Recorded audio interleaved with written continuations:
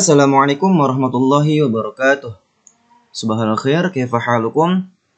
Nah, gimana kabarnya anak-anak kelas 4?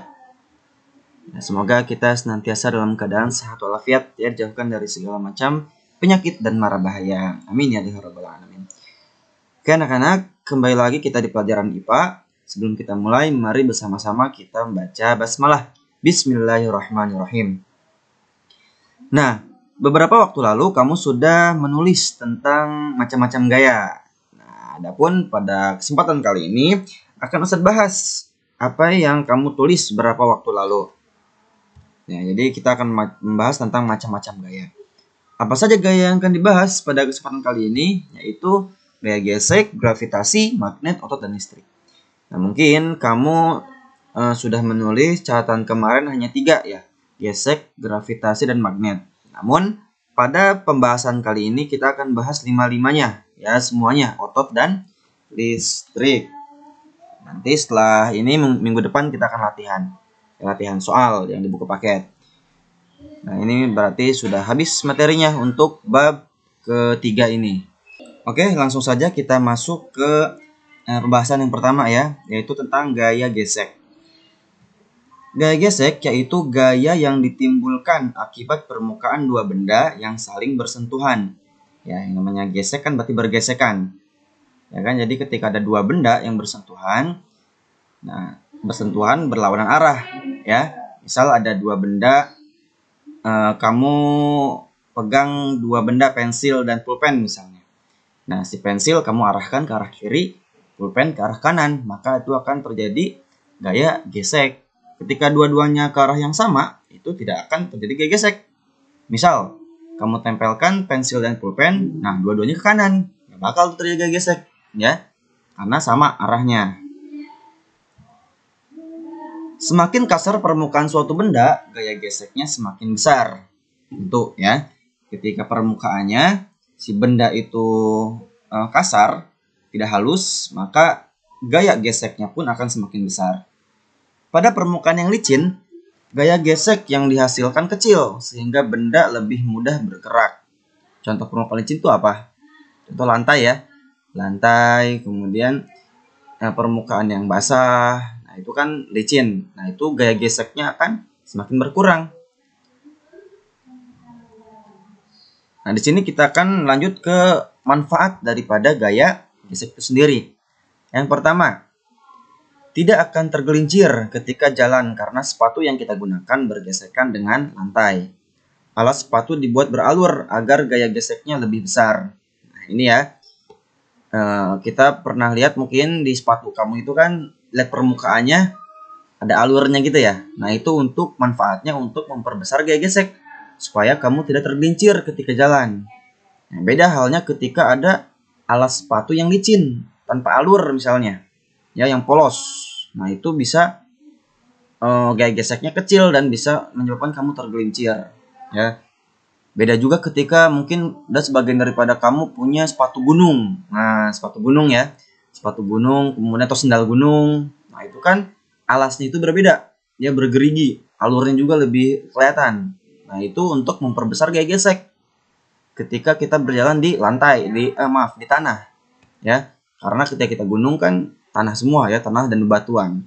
Ketika kita memakai sendal buat jalan-jalan misalnya, yang alasnya tidak terlalu kasar atau yang polos, nah itu akan tergelincir, licin, ya.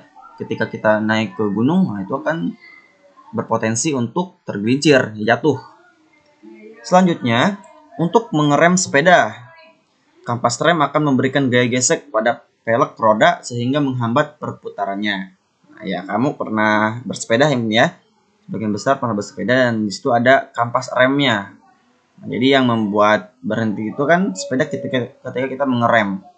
Nah, jadi ada kampas rem yang menempel ke peleknya itu, atau ada juga yang sebagian menggunakan disc ya, disc brake. Jadi yang disket itu yang bulat. Nah itu sama fungsinya untuk gaya gesek juga, yang memanfaatkan gaya gesek. Kemudian mencegah kendaraan tergelincir karena permukaan ban dibuat beralur untuk memperbesar gesekan ban dengan jalan. Nah, ini juga sama ya. Kurang lebih sama dengan sepatu tadi yang saya jelasin. Ya, kamu pernah lihat ban sepeda, ban motor juga ya. Kalau baru itu kan masih beralur tuh. Ya, masih beralur, kemudian kalau udah lama kelamaan dipakai. Nah, itu biasanya makin polos. Ya, makin polos. Jadi si permukaannya pun makin halus dan akan sangat mudah tergelincir. Nah, tadi manfaatnya ya. Sekarang kita ke kerugiannya. Ada tuh kerugiannya.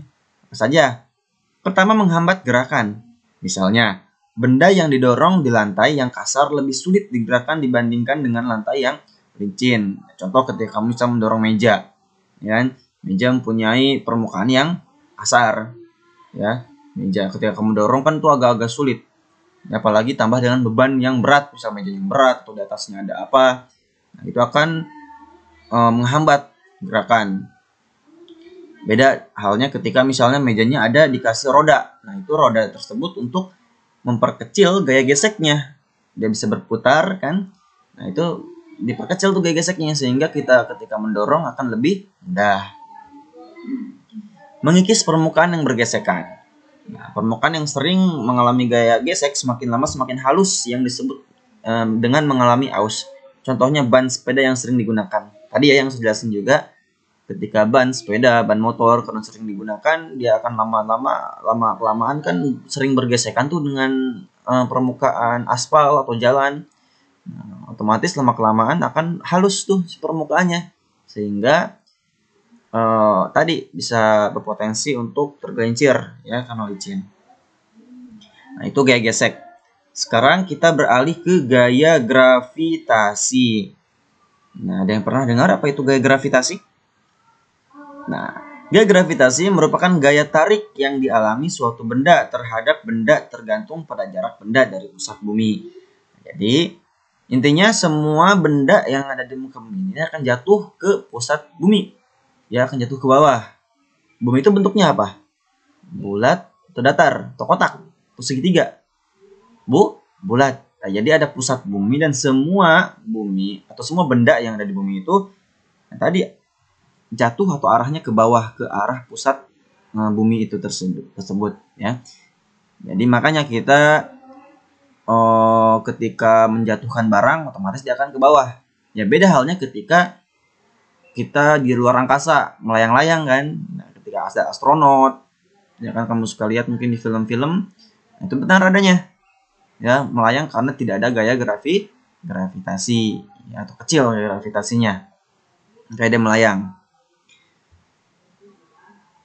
Besar pengaruhnya tergantung jarak suatu benda tersebut. Semakin jauh bendanya, maka gaya gravitasinya semakin kecil, dan semakin dekat bendanya, maka gaya gravitasinya semakin besar.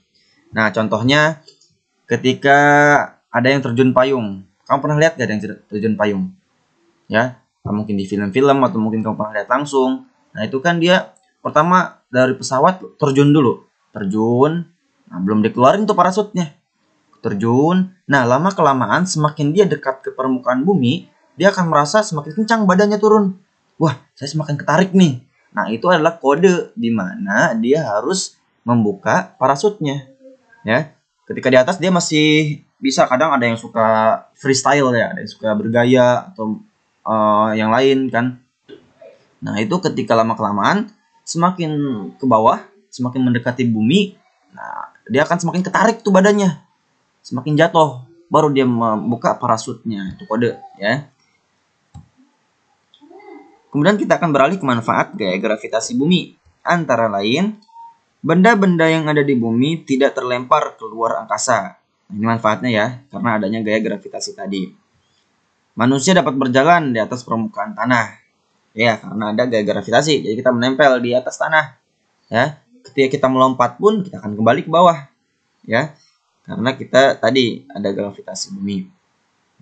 Air laut menjadi tidak tumpah dan tetap pada tempatnya. Ya kan, kalau dipikir-pikir kamu kalau misalnya lihat bumi, ada yang di atas, ada yang di bawah ya. Nah, itu hanya gambaran saja. Karena kenapa Ustadz kok air di bawah gak tumpah misalnya? Nah, itu karena tadi ada gaya gravitasi. Ya, semuanya menempel ke pusat bumi, ke arah pusat bumi. gas-gas yang ada di atmosfer bumi tertahan sehingga manusia terlindungi dari meteor dan radiasi sinar secara langsung. Nah, ini termasuk daripada manfaat gaya gravitasi bumi. Oke, itu ya yang kedua. Yang ketiga, kita akan beralih ke gaya magnet. Nah, ada yang tahu mungkin ya kamu magnet atau pernah punya. Nah, magnet adalah gaya yang ditimbulkan oleh tarikan atau dorongan dari benda magnet. Benda-benda yang dapat ditarik dan didorong oleh magnet disebut magnetis. Contohnya apa? Paku ya. Nah, itu benda-benda yang magnetis ya, besi. Nah, itu termasuk. Adapun yang tidak dapat ditarik dan didorong oleh magnet disebut benda non magnetis. Contohnya apa? Misal kayu, ya, tidak bisa. Plastik misalnya, tidak bisa ya, tidak bisa nempel dengan magnet, disebut dengan benda non magnetis. Bagian kutub magnet memiliki kekuatan paling kuat, sedangkan yang tengah paling lemah. Nanti kita setelah ini akan lihat gambarnya. Manfaatnya antara lain penunjuk arah kompas. Nah, kamu pernah lihat kompas? Ya, kompas, benda-benda kompas. Mungkin nanti ketika sudah aktif ya, akan ada pelajarannya di pramuka. Ya, di pramuka, atau kamu mungkin pernah belajar ya? Pernah belajar belum di kelas 2 dan kelas 3 dulu? Nah, itu nanti ada pelajaran pramuka, nanti ada pelajaran tentang kompas. Nah, kompas kamu bisa lihat nanti. Tentang kompas ya, arahnya. Kemudian memindahkan benda-benda yang terbuat dari besi. Tadi, biasanya benda-benda berat tuh. Jadi ada benda, ada alat, dia menggunakan magnet yang besar. Dia memindahkan benda-benda yang dari besi menggunakan magnet itu. Kemudian menggerakkan kereta maglev, magnetic levitation, yang bergerak sedikit melayang di atas rel. Oh, itu nyambung ya, maaf ya. Nyambung. Jadi menggerakkan kereta maglev yang bergerak sedikit melayang di atas rel. Jadi si keretanya ini kan kalau magnet itu akan menempel ketika kutubnya berbeda. Ya, yang satu kutub utara, satu kutub selatan. Oke, lebih jelasnya kita lihat gambar ya. Nah, di sini ada kutub utara dan kutub selatan. Yang S itu south ya, bahasa Inggris, and north. Jadi selatan dan utara. Utara yang merah dan biru itu selatan. Nah, ketika si kutub yang sama, dia akan tolak menolak. Misal nih yang biru sama yang biru deketin. Nah, dia kan bakal mau tolak menolak. Ya. Nah, ketika si biru dan merah didekatkan, baru dia akan menempel. Nah, sama kayak tadi si kereta tadi, cara kerjanya. Si kereta itu relnya, kutubnya sama dengan si keretanya, sehingga dia akan tolak menolak, ya kan sama. Si kereta kutubnya sama dengan si rel, sehingga dia akan tolak menolak, sehingga ada sedikit melayang, akan cepat dia jalannya. Itu ya. Ini magnet, ini gambar magnet. Banyak juga dari magnet yang bentuknya U, ya. Gitu. Jadi kalau magnet itu akan nempel kalau kutubnya berbeda. Kalau sama dia akan tolak menolak. Yang keempat ada gaya otot. Ya, gaya otot adalah gaya yang dihasilkan oleh otot manusia atau hewan. Kita manfaatkan gaya otot dalam kehidupan sehari-hari seperti bermain, menulis, berjalan, dan bawa barang. Nah, ini gaya yang paling simpel ya menurut Ustadz. Nah, karena ini gaya yang sering kita gunakan sehari-hari. Ya, gaya otot. Ketika kita melakukan kegiatan, melakukan aktivitas kita sehari-hari, tidak terlepas daripada kita menggunakan gaya otot. Ya, kamu berjalan, ya kan? Kamu belajar pun ketika misalnya ngetik di HP, menonton tugas Ustadz yang ini misalnya, itu menggunakan gaya otot. Gitu ya. Yang terakhir ada gaya listrik. Nah, gaya listrik adalah gaya yang ditimbulkan oleh benda bermuatan listrik. Listrik mempunyai dua muatan, positif dan negatif. Benda bermuatan listrik sejenis jika berdekatan akan tolak menolak. Nah, ini konsepnya mirip dengan magnet ya. Kalau magnet kan sama, kalau sejenis kutubnya misalnya akan tolak menolak, sama juga dengan gaya listrik. Sebaliknya, jika tidak sejenis akan tarik menarik. Sama ya dengan magnet ya. Contoh listrik statis yaitu penggaris plastik yang digosokkan ke rambut dapat menarik potongan kertas. Nah, ini kamu bisa praktekkan juga tuh. Jadi kamu bisa praktek ada di halaman 55 ya, halaman 55 itu tentang mengamati pengaruh gaya listrik, tentang listrik statis. Jadi prakteknya itu ada, kamu coba-coba saja, tidak apa-apa, boleh, untuk membuktikan bahwasanya ada tuh listrik statis ya. Oh iya, apa itu listrik statis? Listrik itu listrik yang atau benda yang bermuatan. Ya ada, kita membuktikan bahwasanya ada benda yang bermuatan listrik. Nah, tetap tapinya ya. Misalnya di situ ada kertas. Kertas mempunyai muatan listrik yang tetap, maka disebut dengan listrik statis ya, tetap artinya.